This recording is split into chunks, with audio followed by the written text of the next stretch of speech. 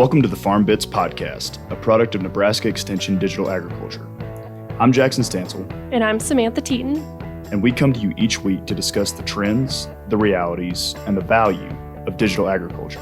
Through interviews and panels with experts, producers, and innovators from all sectors of digital technology, we hope that you step away from each episode with new practical knowledge of digital agriculture technology. Welcome back to the FarmBits podcast for our 6th episode focusing on leveraging your yield data for profitability. We got the chance to sit down with Dr. Terry Griffin, a faculty member of Kansas State University, whose work focuses on cropping system economics, digital agriculture, precision technologies, and spatial econometrics.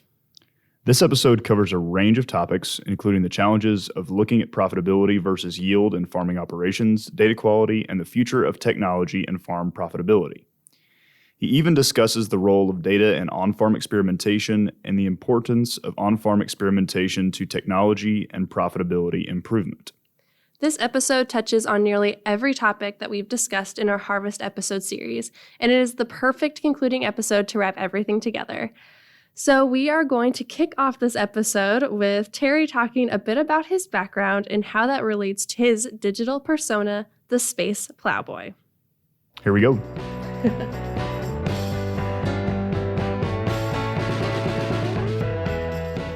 I saw your Twitter handle is @SpacePlowboy, and I'm pretty curious as to what the backstory is behind that because it's a pretty unique Twitter handle. Yeah, about 3 o'clock in the morning, I woke up, sat up in bed, and it just came to me in a dream, and I jumped up and grabbed that handle while it was still available. We mentioned spatial statistics. My doctorate at Purdue was in agriculture economics, with a thrust of spatial econometrics. Okay, so my training is in spatial econometrics. I consider myself to be a practitioner of applied spatial econometrics. There are some people who, don't work with real data. They just come up with the theories. They're the true spatial econometricians. I'm a practitioner of it. But it has double meaning too. One of my hobbies is astronomy, space. And, when I was a child, that was sort of what I wanted to really do. But in 6th grade, you may remember, you may have read about the Challenger explosion in 1986. Well, that kind of diverted me from wanting to go down that path. But I still had a strong interest in space and astronomy. So the space part of my handle has double meaning. It's astronomy and spatial statistics, spatial analysis. And so I wanted to put those together. And Plowboy kind of made some sense. I come from a row crop farm. My undergrad's in agronomy, and all of my work in economics is all about how farmers make optimal decisions. So Space Plowboy had a few different meanings and kind of put it together, and it's memorable, right? You notice it and you kind of remember it. And there's a song that kind of sticks in your head. The Joker. Yep. So it kind of makes it a bit more memorable. So people either love the handle or, like my wife, they hate the handle. But it's memorable. Yeah, I'm in the love it camp, especially after hearing the story behind that, because it seems like it definitely embodies how your career was shaped, which is really interesting.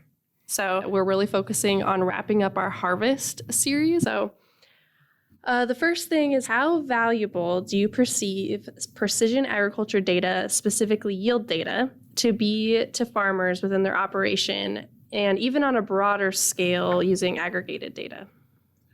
All right.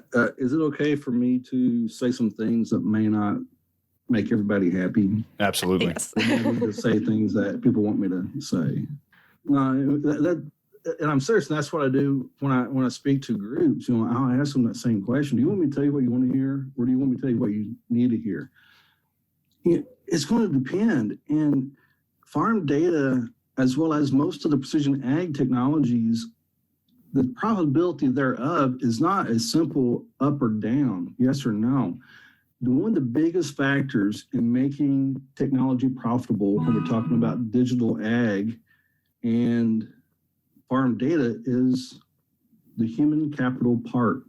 We forget that in the equation, okay? So just like our cell phones, is your cell phone profitable to you? Well, it depends on how you use it, right? But if you left the house this morning and you realized you forgot it, what do? You turn around and go get it. It has value to you. Okay, let me say it this way. If you have a farmer that is struggling to do the agronomy 101 things, planting on time, choosing good varieties and hybrids, being able to operate machinery without the machinery breaking down. If they're struggling with those things, adding technology such as variable rate and yield monitors and farm data will not make their operation better. So it depends on the who. And a lot of products in agriculture depends on the where, like herbicides, the field, the weather when it's applied, and in the weed spectrum.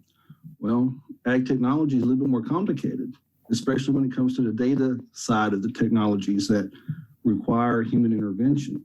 Is there adequate human capital either on the farm or at arm's length with crop consultants, extension agents, other third-party services who are willing and able to devote the necessary effort into making it work? It's a really interesting perspective.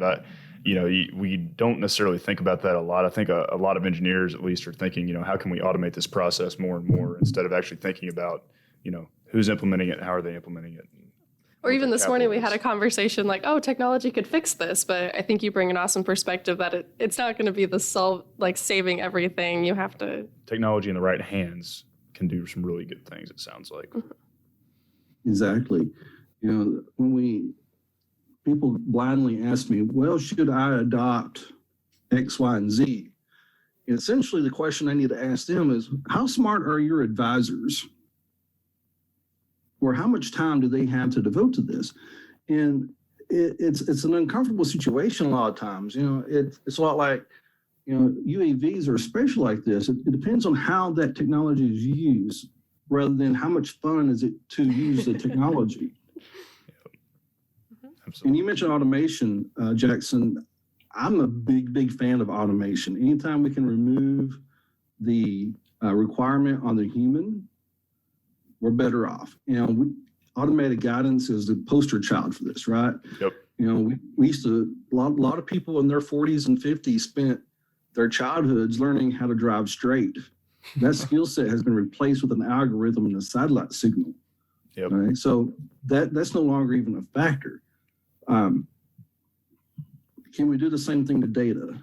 It's not as easy, but I would suggest we can.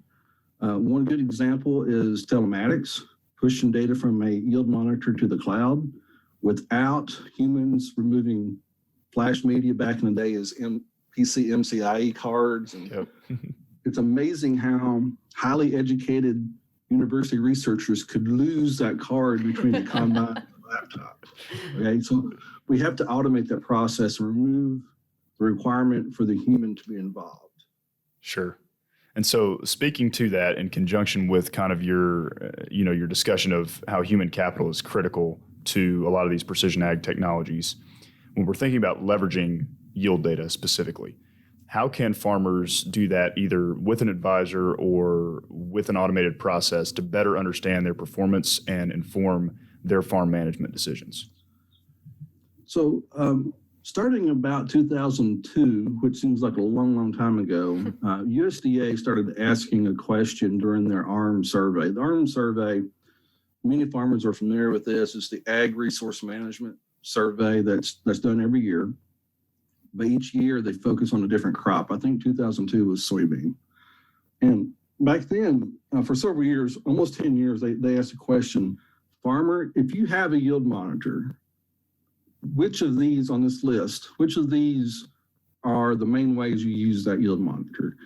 And for, I think we looked at soybean, cotton, corn, wheat, barley, were the crops during that time period. And the number one use was for corn and soybean was to for harvest logistics. They were using the moisture data from the yield monitor, which is actually a separate, as engineers, that's a separate sensor, but it's usually associated with it. That was the number one use of yield monitor data in the early 2000s. Interesting. The second one was to document yields, which, it's kind of, we knew that. But the third highest use of a yield monitor for corn and soybean farmers, and the number one use for cotton, was to conduct on-farm experiments. So farmers were telling us that conducting on-farm experiments was a leading use of yield monitor technology. And we'll come back to that. I want to have several more comments about that. Other things on the list may not apply to Nebraska or Kansas necessarily, but in the Eastern Corn Belt, drainage decisions. How do we negotiate with the landowner about adding improvements to the lands for drainage and that kind of thing? But on-farm experiments is kind of where a lot of the action is. And I know that's been some of your interest with this podcast. So thinking about, farming being a business and always wanting to be profitable, from your experience, what is most farmers' strategy when it comes to maximizing farm profitability? Is it always going for the highest yield, or do you think we've kind of gone beyond that to become more profitable? I see a lot of different strategies out there. In Economics 101, if you've ever sat in a college class in an ag economics course, we talk about the difference between yield maximization and profit maximization. If your inputs are not free, then yield maximization is different than profit maximization. Although that's kind of in the back of everyone's minds, I do feel like the strategy is usually to maximize yield to a certain extent. I like to play, mind games. No, that's not correct. I like to play mental challenge games. And so the question is, okay, would you be willing to follow these instructions if I could guarantee that you could make 350 bushel corn? And usually the response is, no, I can't afford that stuff. Well, you kind of just made the point that yield maximization is not the same as profit maximization. But I think it's a good point that although I think people intuitively understand this since they've been taught these things, the strategy seems to be yield maximization when we have our conversations. If you watch Twitter, which I do, you mentioned my Twitter handle. I tweet out about ag tech, but I also listen and pay attention to what farmers are tweeting about. And a lot of times, the discussion is all about yield. You don't hear people comparing their breakeven prices or that kind of thing. Yeah, and that really rings a bell with us because in our research, we're doing a lot of sensor-based nitrogen management. And so for us, there's a lot of discussion around marginal net return. And usually that's not on a really high resolution basis. It's usually on a treatment by treatment basis. And so, for us, when we're looking at the effectiveness of these nitrogen management strategies, we say, okay, well, even if we reduce yield a little bit, if we cut costs more, then we are still coming out more profitably. And we see that as researchers as a positive outcome from the research in at least one context. And so for our producers, a lot of times, maximizing yield can be more their focus, as we just talked about. So why might it be a strategy for farmers to push for higher yields as their strategy for increasing profit? Like, does that idea have some traction, and exactly how far should that go? I don't think it should go very far, but one example where it did play out in an economic context is, depends on the farm program. Sometimes the government payments are based upon previous yield history. Well, that yield history may be more important than saving a few dollars on some inputs from time to time. But that's not a good strategy because we do not know what the next farm bill will say. It's actually interesting. I didn't think of it. The policy change is kind of interesting. So. That you actually brought up an exact comment we got once from a farmer. They said, well, for insurance reasons, I don't want to ever risk yield. And, you brought up that point, but yeah, we don't know really what the future has in store. So that's awesome. Earlier you mentioned that there's not a lot of conversation on break-even price. How many farmers do you think actually know their break-even price? You're going to put me on the spot on that one. I'm just going to throw this. I'm going to play devil's advocate. I don't think any of them do, right? Because you have no idea what your yields are going to be when you're making purchase decisions for seed and fertilized in the winter before you plant, right? So what do you need to know for break-even price? Well, you need to know what your yield is. You need to know what your input costs are. There was a segment, I didn't watch it closely. I think it was in Iowa with the political debate, and they were, you know what I'm talking about? Oh, yeah. And, the question was, what's the break even on the soybean? And one person didn't know, and the other person gave an exact answer down to the penny. Like, no, that's not. And every producer has a different break even price, right? And we're talking about spatial variability. Well, every spot in your field has a different break even price, especially if you do variable rate applications, and it's not even purely based on yield. It's also based upon how much product you put out. So the knowing break-even price is nebulous, but I do not want to diminish the value in having a really good sharp pencil when farmers are tracking cost and expected yields to have an expectation for what that is. So we've mentioned several times now the difficulty of understanding that break-even price, and you mentioned it's especially difficult when you've got spatially variable applications and inputs in your farm operation. So why might the fact that you have spatially variable inputs need to change the mentality of maximizing yield, and how might profitability maps, for example, help people to better understand what that break-even price might be and or trying to maximize their profitability on their farm? So I like to think about this, your students, right? Mm-hmm. Yes. So in class, you get grades. You get an A, maybe a B. People who made C's. And hopefully more A's than B's. Yeah. So I like to think of, first step is I like to think about every spot in the field. Let's, envision a grid, throw a fishnet over the field, and every grid has a grade. This has a high yield, give it an A. But it's not as simple as that because you're really asking, it's like a sports team. You want everybody to perform at 110%, right? Or let's just say 100%. Well, some places in a field cannot produce 300 bushel corn under current technology. Just not going to happen. Some places can. So the question I'd like to ask in a spatial way is this part of the field, even though it's producing 40 bushels corn, is it the best that it can do? It might be performing at 100%. If so, that's good to know. Your 300 bushel area may not be producing to its full extent, may be underperforming. And so that's really important to understand as well. And we're talking about on a field, subfield level. If we zoom out, it's on Google Maps, just zoom out for a little bit. A farmer may have 40 or 50 fields, and each field has a different expectation for yield, right? And also different expectation for inputs. Well, choose one of those fields and zoom down into it, and it's the same concept. Different parts of the field have different yield expectations and need for inputs. And if a poor area of the field is performing best it's going to be, then that's good information to have.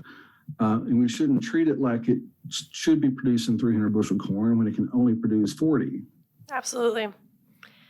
So can we dive into this profitability mapping a little bit more? So with the availability of high resolution data for most people, operations on a farm and reasonably high resolution yield data, we can really analyze farming spatially, as you just talked about. So can you talk about how this profit mapping works? Like, what are some potential errors and what type of data quality is necessary? Can you just kind of go into that process a bit? Yeah, I've got a lot of comments about that. So making, the first time I made a profit map was in the 1990s, and it looked oddly, would you believe that the profit map looked identical to the yield map? Mm-hmm.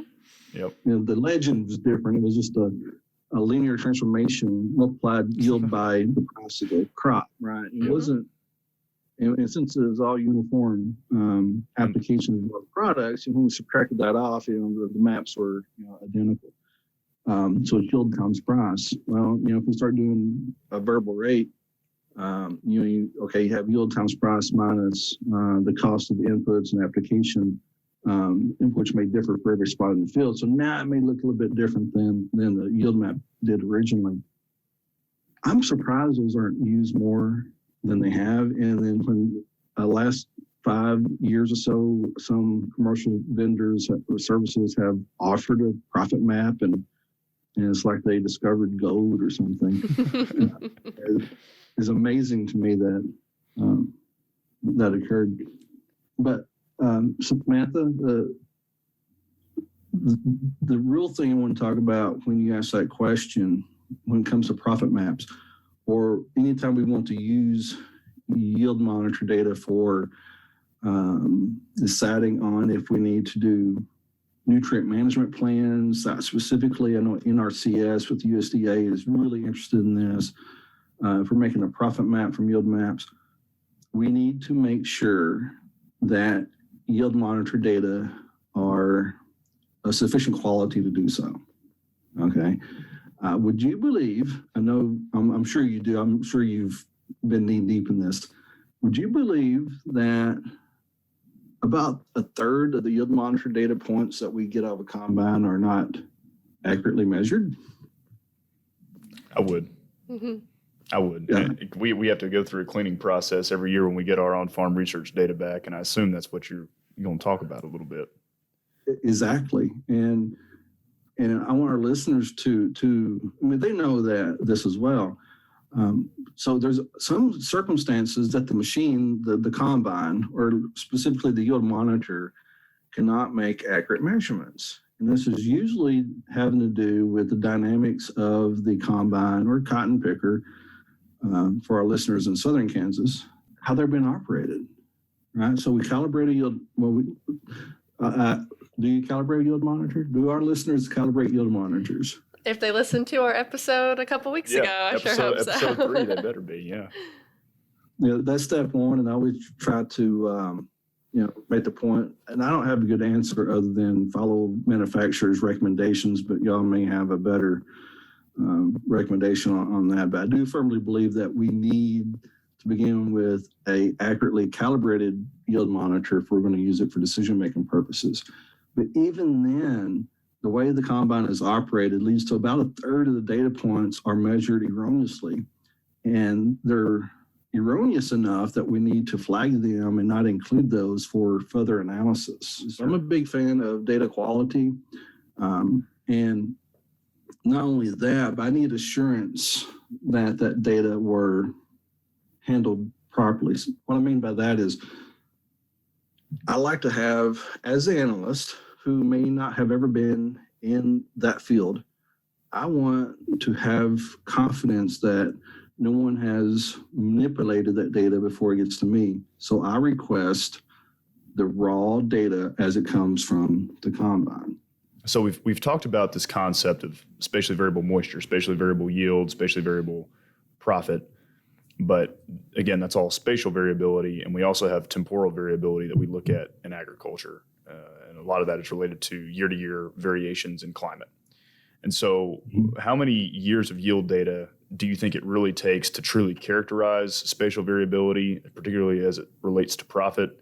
And how does data need to be treated across different years in order for those data sets to be combined?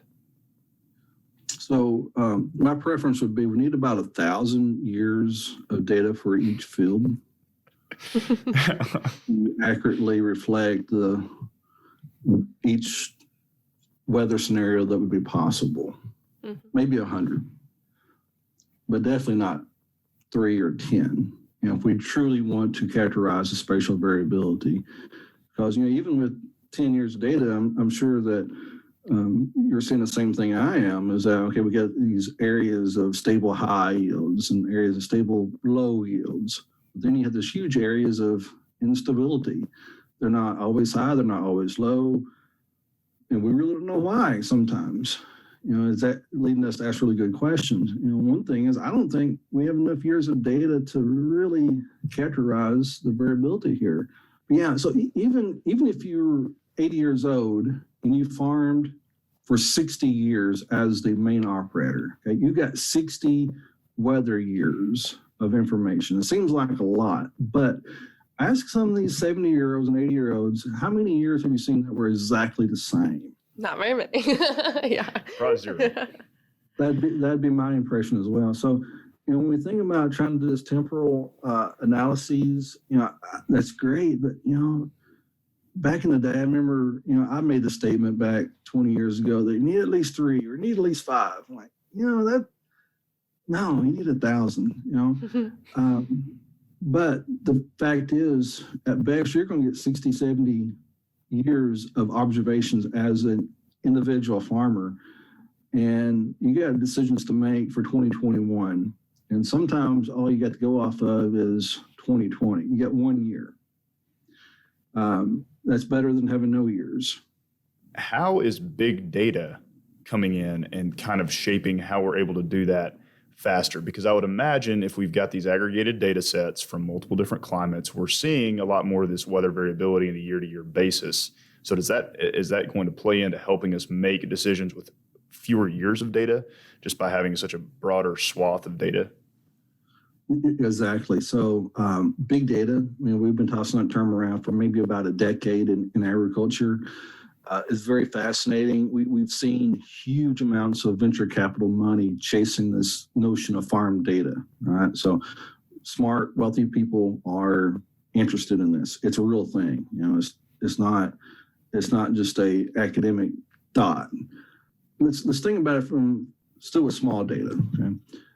Some of the biggest farms in Kansas and Nebraska have upwards of 20,000+ acres, right? So they get lots of observations, 50,000 data points per acre each year. And, they're spread out across 2-3 counties. They're getting lots of observations from different weather regimes because, it may rain in one county or part of a county and not the other. So, they've got a lot of things going on and collecting a lot of information that they're using to make decisions next year. Also in Kansas and Nebraska, we have a lot of 500-acre farms. Okay? And so many of these may not be big enough to even own their own harvest equipment. And so what do? They custom operators come and harvest for them. And same is true of some of the big farms out west Kansas as well. Those custom operations come through. But regardless, a lot of those custom operators will have the technology. They'll have yield monitors. They'll be able to provide maps and the original spatial data back to the farmers. So if you're a 500-acre farmer, you're sort of at a disadvantage for a lot of things because most technology has initial cash outlays, and with more acreage on your farm, you can spread those costs out across those acres, and a 500-acre farm may not be able to do that. But what if your 500-acre farm joins forces with another, a couple dozen other farms about the same size from across 2 or 3 counties, same general area, but wide enough where you're getting different weather events and so forth.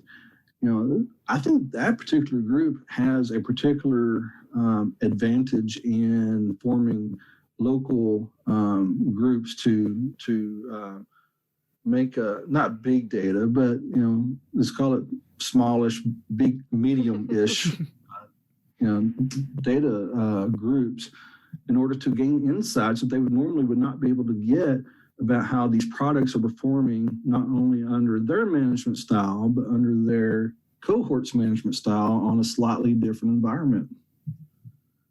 So I like to use that example because, nearly all cases, technology favors larger acreage farms because of spreading out the fixed cost. Well, that's one example where smaller farms may have a relatively better advantage than the larger farms. Yeah, and seeing Yeah. the different management practices across the different farmers. We've talked a lot about the challenges with making spatial maps. We talked about how the yield quality has to be good. We talked about how many years it's going to take. So what's the real value, or why are they important? Why are we talking about spatial profitability mapping? Oh, no. Let's go back to an earlier comment. Spatial profitability mapping isn't for everybody. Okay, so if you look at some of the data that I published from the KFMA farmer members about how ag tech is utilized and adopted in Kansas, a lot of people really argue with me about, no, that can't be right. You only have 70% of Kansas farmers using automated guidance and 40% using yield monitors. And I firmly believe that is accurate for 2020. Not everybody has all technology, and definitely not everybody even has some of it. We have automated guidance is one of the things that, is it profitable? The answer is it doesn't matter. It makes people, the operator, whether it's the farmer or hired labor, it makes their life better. The quality of life of the operator is so much better. And it doesn't matter if we can reduce overlaps and prevent skips and so forth with seeding. It just makes life better. Does a yield monitor make your life better? No. Can it? Maybe. And so as analysts, I suspect, I'm calling you analyst. I don't know if you get offended by that, but you're engineering grad students, correct? Yes. So you deal with data, and you probably enjoy that more than the typical person does. But most people do not enjoy having mounds of data thrown at them, especially if they'd rather be doing something else. Sure. It's not for everybody, but there are people who really enjoy this. Farmers that you work with who are not typical farmers. They really enjoy digging down, not only looking at a printed map, but really enjoy spatially wading through the electronic digital data on computers. Can those farmers? Mm-hmm. Well, those are the type of farmers who are going to make use of these spatial profitability maps. In the Eastern Corn Belt, the example was negotiating with landowners about installing drainage structures. It could be other, farm improvements in Nebraska and Kansas. It depends so much on the farmer and also on their advisors, whether it's crop consultants, extension agents, the ag service, call them sales agronomists, maybe would be a good term. It depends on how much expertise and interest. When I say human capital, I'm talking about, do they have time available? Do they have the energy and the desire to work with spatial data? That's our biggest thing to consider. And those who are interested will find ways of making use of it that I can't even fathom. And so for these farmers who do have access to the technology that we're talking about and who really are interested in using their data better, is it possible that these spatial profitability maps may be a better performance metric than yield at this point for their operations in terms of evaluating certain operational practices or ag technologies that they're using, or even just measuring how well their operation is doing on a year-to-year basis? So if someone brings me a yield map, I can't really judge how well that field has performed or how well the farmer has managed that field without knowing how that field could have performed. That's the question. How could this field have performed under the best combination, best bundle of inputs and timing and practices?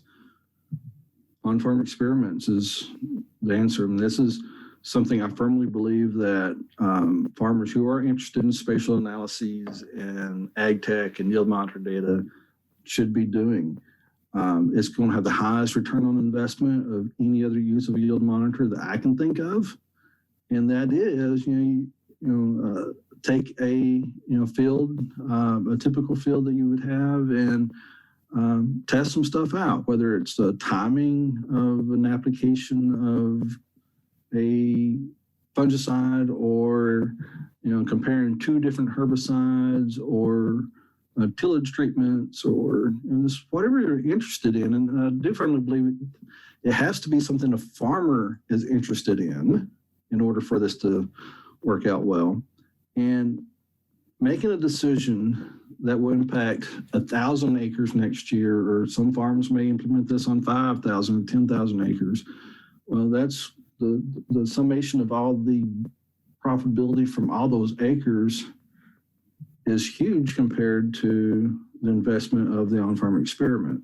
Although there are costs of doing experimentations, and I've written some about that as well. It's not costless, especially if you have to devote all of your equipment to take it away from farming for a day to put in an experiment that may take longer. But with variable rate controllers, we've kind of minimized the amount of downtime in implementing those experiments. But to me, that's where the action is. That's where this ag technology, yield monitors, variable rate controllers, automated boom shutoffs, and automated guidance collectively used as a system will have the greatest return on investment. We love to hear that. So first, I would also like to say that I really respect your realistic and really practical knowledge. You're not trying to be idealistic of where we're going, but I do want to ask you about the future, or where do you think we're going? So what do you believe is the most exciting potential impact of digital agriculture relating to farm economics or profitability? Automation. And in economics, we talk a lot about profitability, which is part of it. But also, we talk about utility. And in economic terms, that means satisfaction.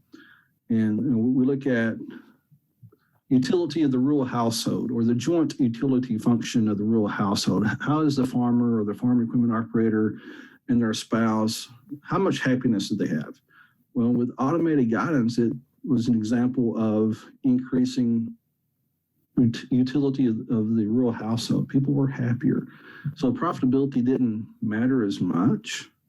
And just like the steering process was automated beginning in the 1990s with automated guidance, the next exciting thing to me will be watching how academia, research, and the private sector will automate some of these more tedious data processes, not just collecting the data from the sensors and passing it to the cloud, but actually analyzing the data without human intervention. And as analysts, it's kind of bothersome. We've got to let loose of this thing that we're trying to clasp onto. But I would encourage, I tell my students, and I encourage all the academics out there who are listening, how can you replace yourself with an algorithm to do the things that you're really good at doing? And that's why I think will be so exciting in the next several years coming up.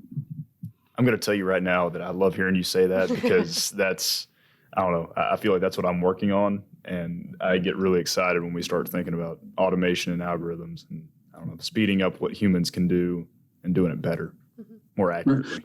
Well, it may not be better, but, the fact is with cleaning yield monitor data, I give the example, it takes about, if you don't hit the automated button, if you do it manually, it takes about 45 minutes per field. That's doable if you're going to do a field. The problem is we don't have a field. A farmer will have 50. If you're a sales agronomist, you may have 500. Well, you're not going to spend the next 6 months doing this. You need to rely upon an automated algorithm. Consistency is really important, but it doesn't have to be better than a human. It just needs to be faster than a human. There you go. Yep. I think this has been a phenomenal episode to kind of wrap up our harvest series. I think we've literally touched on pretty much every aspect of what we talked about in our other episodes. But just to completely wrap us all together here, one thing that we like to end every episode with is a piece of advice, a last piece of information, or a next action step that you would like to offer to our listeners to kind of conclude the episode, either on this topic or some topic that matters to you. Yeah. So the thing I leave all my presentations with that is somewhat controversial, and a lot of people hate me saying this, is that farmer, you feel rushed to join one or more data companies every single day. They're like telemarketer pressure that you're feeling. But farmer, you are not in a hurry. If you do not see a clear benefit outweighing all the cost today, your best bet is to wait. You are not in a hurry. The data companies and so forth, they are in a hurry. They're in a race with each other to get the most acres as soon as possible to win this big data race. But farmers, you're not in a hurry. Sit back and wait until the answer is obvious to you on what groups you want to join. Thank you to Dr. Terry Griffin for joining us on this episode of the FarmBits podcast. Terry provided us with exactly the kind of practical and realistic perspective that we are seeking to offer through this podcast. There were two things that Terry said that really stood out to me during this podcast. One thing that Terry talked about is that the greatest value of yield data, and potentially even the most exciting future potential of precision ag data in general, is on-farm research. And so when we think about understanding profitability from a certain practice, or maybe even just the benefit of a certain practice in your production, on-farm research is critical to being able to distinguish the effect of that practice versus your typical practice and how that may benefit your operation. Connected to that, there are a lot of intensive analyses that have to go on with these on-farm experiments. And so Terry also talked about the value of automation, particularly this automated data analysis, as being a really exciting future opportunity in precision ag. Basically, he said, as analysts, we need to think about making ourselves an algorithm, and that the time-intensive analytical processes are great, but they're better when they're faster. And that's exactly why automation is so beneficial. That's exactly right. And one of the things that I found the most interesting was his discussion on value. So you would think that with him being an ag economist, that he would really be focused on profitability of each input, action, or technology. But he also talked about how some of the most important and successful technologies are not the things that provide profit, but are actually things that provide a utility and improve the quality of life for those who use them. Absolutely. And like I said in the intro, this is the perfect wrap up to our harvest series, and it does conclude our harvest series. So we look forward to having you join us next week as we dive into our next topic of characterizing soil spatial variability. Thank you for taking the time to join us today on the FarmBits podcast. We would like to thank Nebraska Extension for their support of this podcast and their commitment to providing high-quality informational material to members of the agricultural community in Nebraska and beyond. If you enjoyed this episode and it sounds like something you'd listen to each week, subscribe to the podcast and set your notifications to let you know each time we release a podcast. We would love to hear from you with your feedback. So if you have comments or questions for us, please reach out to us over email at nedigitalag@unl.edu, on Twitter at nedigitalag, or in the review section of your favorite podcast platform. See you next week on another episode of FarmBits.